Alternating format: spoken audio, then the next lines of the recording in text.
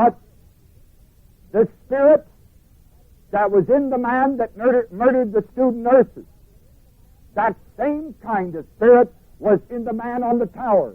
It's called in the Bible a spirit of murder. And when the spirit of murder comes in the mind of a man, that man can't help himself. He will kill. He will murder. He can't help himself, for he is possessed.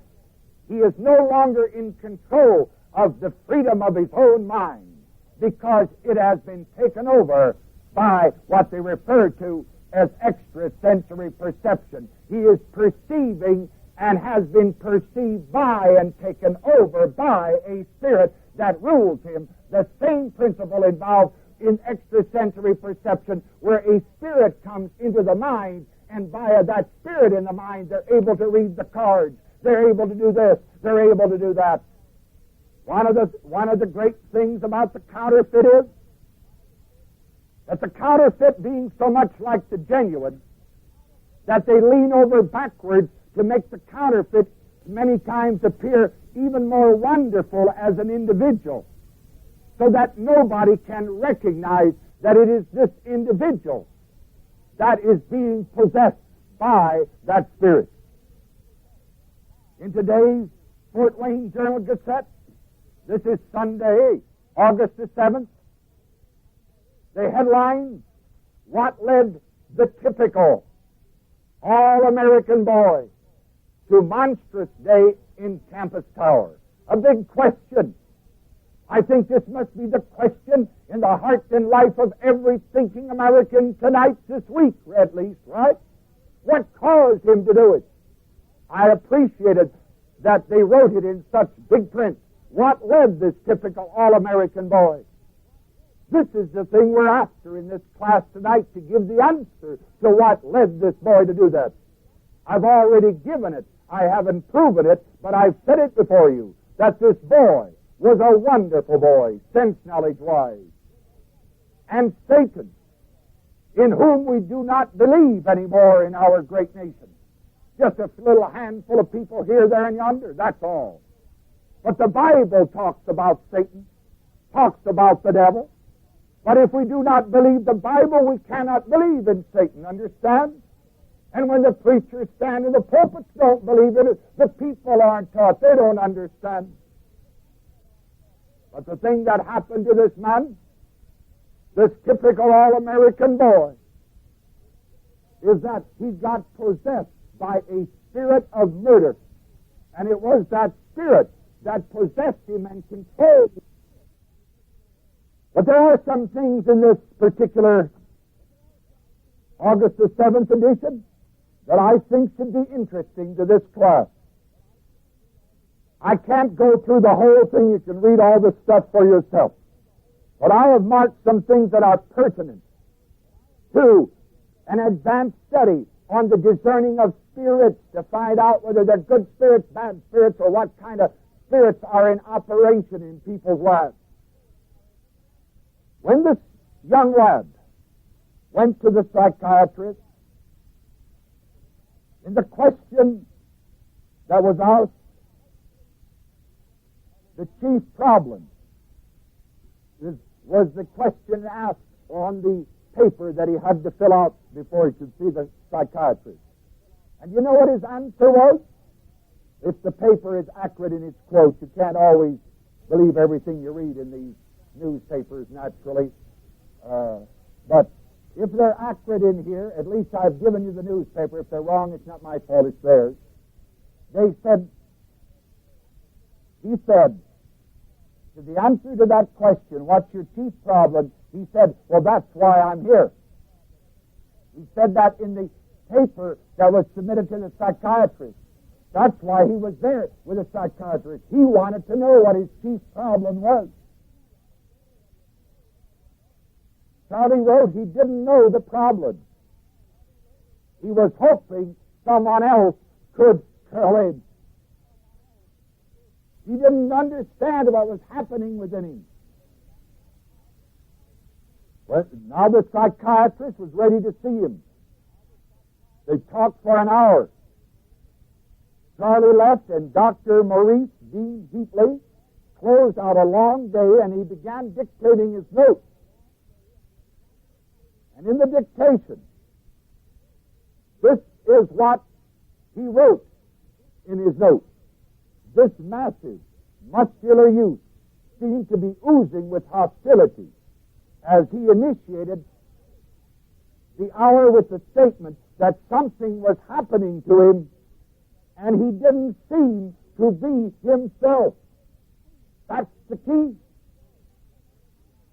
Boy, when people who come under my ministry, and we have taken devil spirits out of people, spirits of murder, this very thing we're dealing with here, I've taken out of people. When they come and they say to you, we don't know what's happening to us. I'm not myself. Well, if you're not yourself, then you're somebody else. And if you're somebody else, you can't be somebody else physically because you're still yourself. I could take a picture of you and prove it to you. Then it can only be because something has possessed your mind. Something is in you, working you, possessing you, over which you have no control. And therefore, when that boy said that,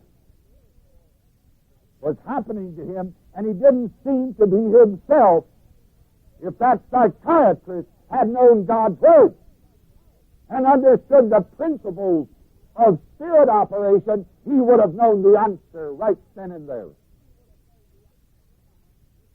He wrote this in the liver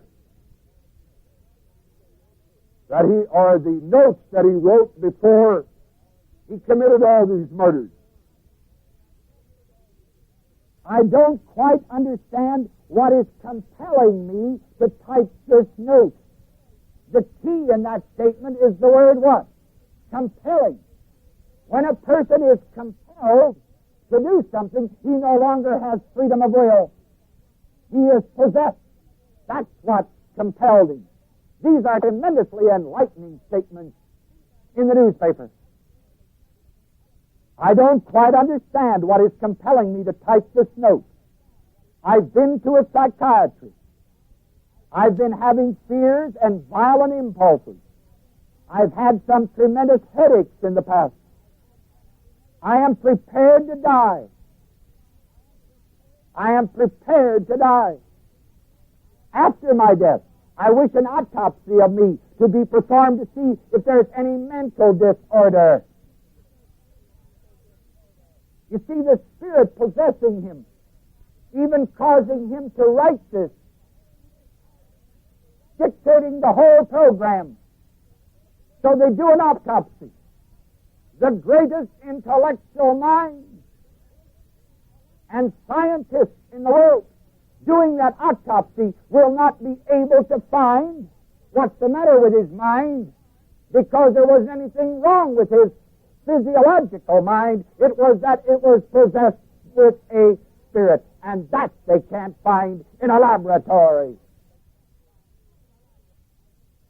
Then he wrote, I've decided to kill Kathy tonight. I love her very much.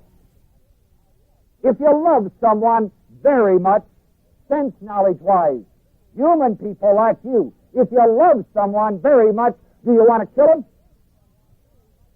You want everything else but that for them, don't you? Therefore, when he said this, it wasn't really he who was saying it. It was simply his mouth saying it or his pen writing it, but it was that spirit within him dictating the program. And of course, that is where the people get taken in. When they read these kind of notes, what would the psychiatrist know to do with it? What would the medical profession know to do with it? What do the law enforcement officers know to do with it? Basically nothing.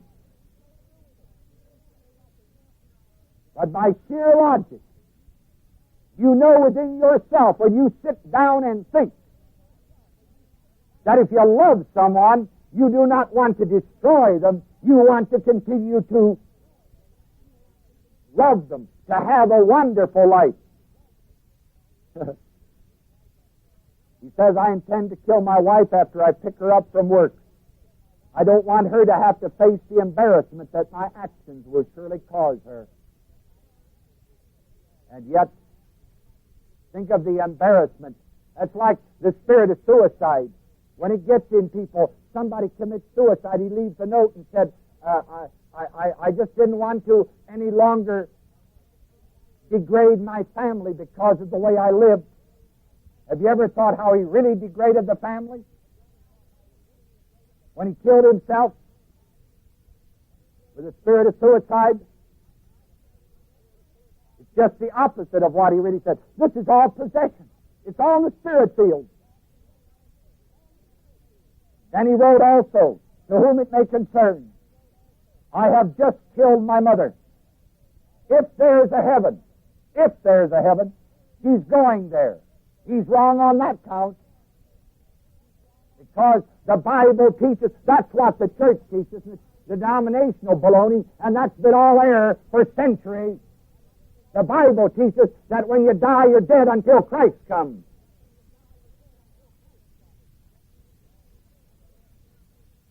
Well, he maybe learned this in church. Maybe where he got the devil's spirits too, I don't know. But anyways, he says, she's going to heaven there, if she dies. If there's not a heaven, she's out of her pain and misery. I love my mother with all my heart. Isn't that wonderful? Typical all-American boy. It is a boy, a young man, who is possessed. And in those moments when he was not possessed, he was a wonderful, wonderful boy. He was everything that I've read to you tonight, and even much more.